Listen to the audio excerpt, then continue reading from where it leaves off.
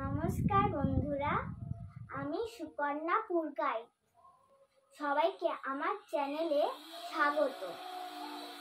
আমি গান করি, নাচ করি, ব্যায়াম করি, আবার ড্রয়িংও করি।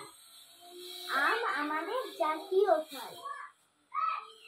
এটি এই গরমের সময় পাওয়া যায়।